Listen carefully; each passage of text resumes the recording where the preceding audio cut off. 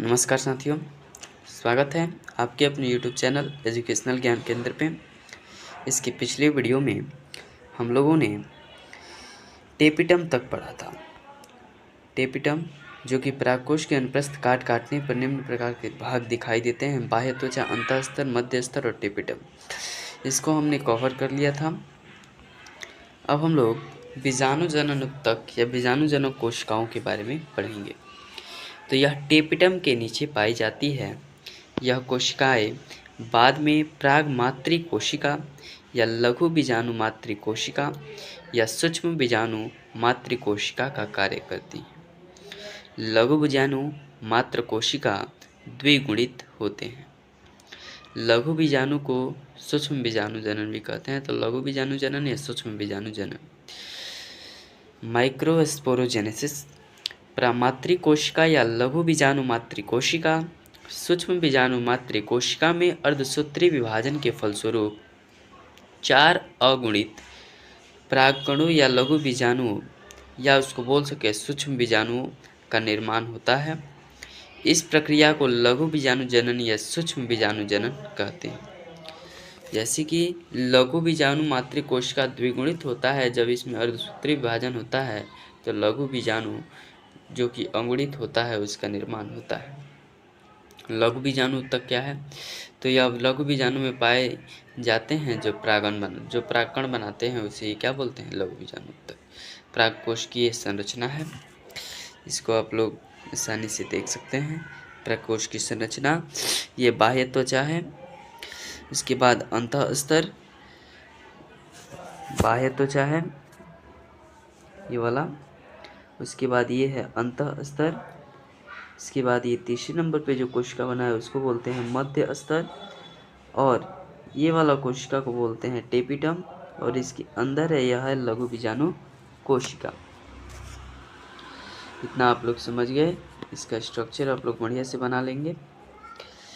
इसके नीचे देखते हैं परागकण की संरचना। परागकण की संरचना में पहला आता है ये जो सबसे बाहरी होता है इसको बोलते हैं बाह्य चोल। उसके बाद यह अंतःचोल होता है। उसके अंदर जितने भी ये डैश आपको दिख रहे हैं ये सभी कोशिका के द्रव्य होते हैं। उसके बाद जो ये बीच में जो दिखता है वह केंद्रक, और यहाँ से ये जनन छिद्र है, यहीं से जनन होता है। उसके बाद देखिए परागकण एक कोशिकीय, एक केंद्रकीय, अगुणित लगभग गोल होते हैं। परागकण नर युग्मकोभिद का प्रथम चक्र होता है, प्रथम कोशिका होता है। नोट: मनुष्य में गाजर घास, सिनोपोडियम इत्यादि के परागकण एलर्जी उत्पन्न करते हैं। पॉलिनोलॉजी किसे बोलते हैं? तो परागकण के संरचना एवं कार्य के अध्ययन को पॉलिनोलॉजी बोलते हैं। अब आते हैं जयांग क्या है। तो जयांग पुष्प का मादा जनन अंग होता है। इसकी इकाई को स्त्रीकेसर या अंडप कहते हैं। स्त्रीकेसर जब आपस में जुड़े रहते हैं तो इसे युक्ता अंडपी कहते हैं। जब स्त्रीकेसर आपस में नहीं जुड़े रहते हैं तो उसे व्युक्ता अंडपी कहते हैं। इतना तो हम लोग पहले ही जान चुके हैं। अब देखते हैं प्रत्येक स्त्रीकेसर की 3 भाग होता है। पहला वर्तिकाग्र, दूसरा वर्तिका, तीसरा अंडाशय। बीजांड की ये संरचना है। आप लोग देख सकते हैं ये बीजांड का संरचना।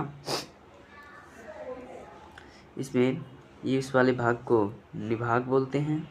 ये बीजांड का है, ये भ्रूण कोश है, ये अंतः अध्यावरण है, ये बाह्य अध्यावरण है। इसके बाद ये बीजांड द्वार, ये अप्रानाभिक, इसके बाद यह बीजांड वृंत, और ये तंतुमय समुच्चय है। उसके बाद ये अंड कोशिका है, और ये जो साइड में है ये सहायक कोशिका है। ये दोनों जो दिख रहे हैं ये दोनों ध्रुवीय केंद्रक हैं। उसके बाद केंद्रकीय कोशिका ये है। अब प्रतिमुख कोशिका या बोले तो प्रतिव्यास कोशिका, इन तीनों को बोलते हैं। ना आप लोग समझ गए, इसको बना लेंगे आप लोग बढ़िया से। उसके बाद हम लोग समझते हैं बीजांड वृंत क्या है। तो बीजांड के वृंत को बीजांड वृंत कहा जाता है। अफरा या नाभि क्या है? तो जिस स्थान पर बीजांड और बीजांड वृंत आपस में जुड़े होते हैं उसे नाभिक कहा जाता है या अपरा कहा जाता है।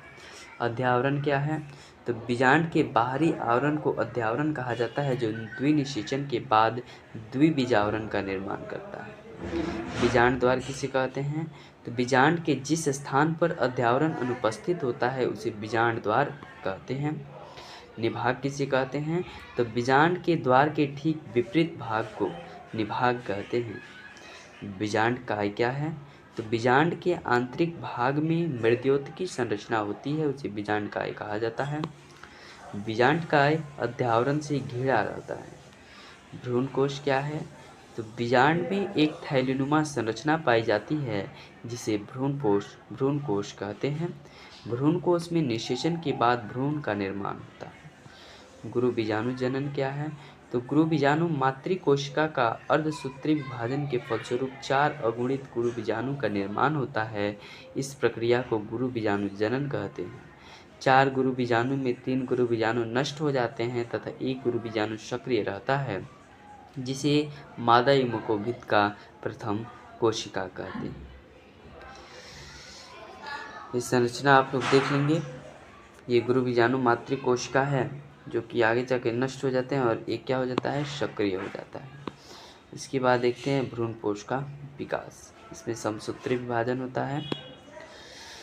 प्रागगण, किसी पुष्प के प्रागकोश से प्रागगण उसी पुष्प या उसी पौधा के दूसरे पुष्प के या उसी जाति के दूसरा पौधा के पुष्प के वर्तिकाग्र पर जाने की क्रिया को प्रागण कहते हैं। प्रागण 2 प्रकार के होते हैं, स्वपरागण या परपरागण। स्वपरागण क्या है? तो स्वपरागण में एक पुष्प परागण उसी पुष्प अथवा उसी पौधे के किसी अन्य पुष्प के वर्तिकाग्र पर पहुँचते हैं। स्वपरागण भी 2 प्रकार का होता है। पहला स्वपरागण, दूसरा सजाति पुष्पी परागण।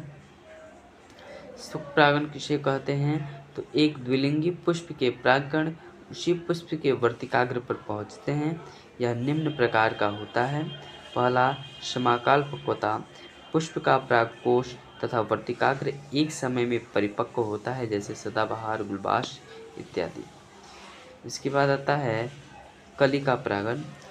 तो इस प्रकार के पुष्पों में परागण पुष्प के खिलने के पहले अर्थात कलिका अवस्था में ही हो जाता है, जैसे अलसी, धान, मटर, टमाटर, तंबाकू, गेहूं इत्यादि।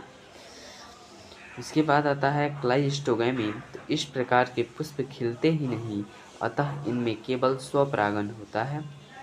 सजातीय पुष्पी परागण, जब एक ही पौधे के पुष्प, चाहे वह एक लिंगी नर पुष्प हो जैसे मक्का या द्विलिंगी पुष्प हो, के परागण उसी पौधे के दूसरे पौधे के वर्तिकाग्र पर पहुंचते हैं। इसके अगले वीडियो में हम लोग स्वपरागण से लाभ के बारे में जानेंगे।